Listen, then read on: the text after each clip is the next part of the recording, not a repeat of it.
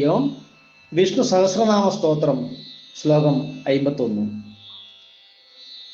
പത്മനാഭോ അരവിന്ദാക്ഷ പത്മഗർഭ ശരീരഭൃത് മഹർദ്ധിർദ്ധോ വൃദ്ധാത്മാ മഹാക്ഷോ ഗരുഡധ്വജ.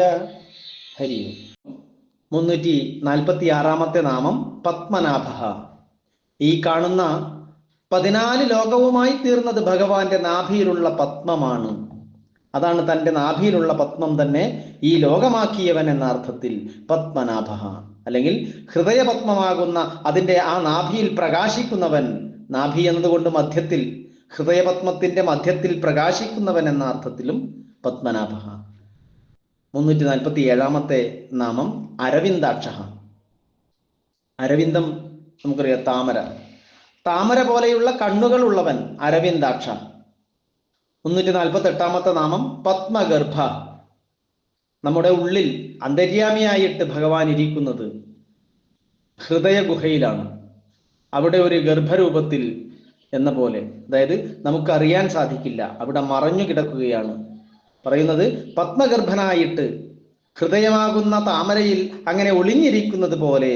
അപ്പോൾ അങ്ങനെയുള്ള ആ ഭഗവാനെ തിരിച്ചറിയണമെങ്കിൽ എന്താണ് വേണ്ടത്? ധ്യാനത്തിലൂടെ ആ ഭഗവാനെ നമ്മുടെ ഉള്ളിൽ പ്രകാശിപ്പിക്കണം, അനുഭവപ്പെടുത്തണം. അങ്ങനെ എല്ലാ ജീവജാലങ്ങളുടെയും ഉള്ളിൽ ഗർഭസ്ഥനായിട്ടിരിക്കുന്നു, ചിത്തത്തിൽ ഗർഭസ്ഥനായിട്ടിരിക്കുന്നു എന്ന അർത്ഥത്തിൽ പത്മഗർഭ.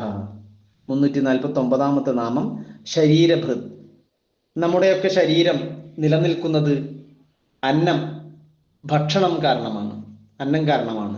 ആ അന്നരൂപത്തിൽ ഇരിക്കുന്നതും ഭഗവാനാണ്. ഇങ്ങനെ അന്നരൂപേണ, ഇനി അല്ലെങ്കിൽ പ്രാണൻ, ഇത് രണ്ടും ചേർന്നാണ് നമ്മുടെയൊക്കെ ശരീരം നിലനിന്നു പോകുന്നത്. അങ്ങനെ അന്നരൂപേണ അല്ലെങ്കിൽ പ്രാണരൂപേണ ജീവികളുടെ ശരീരത്തെ നിലനിർത്തുന്നവൻ എന്ന അർത്ഥത്തിലാണ് ശരീരഭൃത്. 350 നാമം മഹർദിഹി. മഹാർദിഹി എന്നതാണ് മഹർദിഹി. ഐശ്വര്യരൂപമായ വലിയ സമൃദ്ധിയുള്ളവൻ. ഐശ്വര്യം എന്നാൽ ഈശ്വരസ്യ ഭാവം, ഈശ്വരീയത. എന്നാൽ മുൻപ് പറഞ്ഞു നമ്മൾ, പ്രസന്നതയാണ് നമ്മുടെ മനസ്സിൽ, ഒരു നിറവുണ്ടാകണം. അപ്പോൾ അത് സമൃദ്ധമായിട്ടുള്ള ഭഗവാനോട് അടുക്കുമ്പോൾ നമ്മുടെ ഉള്ളിലും ആ ഒരു പ്രസന്നത, ആ ഒരു ഹൃദയ വിശാലത ഉണ്ടാകും. അതാണ് ഭഗവാൻ. മഹർദിഹി ആണ്. 351 നാമം ഋദ്ധഃ. ഈ പ്രപഞ്ചരൂപേണെ തന്നെ വർദ്ധിപ്പിച്ചവൻ എന്ന അർത്ഥത്തിൽ ഋദ്ധഃ. 352 നാമം വൃദ്ധാത്മാ. വൃദ്ധ ആത്മാ. വൃദ്ധൻ എന്നത് നമ്മൾ ഒരുപാട് കാലമായിട്ട് ഇവിടെ ഉള്ളത് എന്ന അർത്ഥത്തിലാണ് വൃദ്ധശബ്ദം.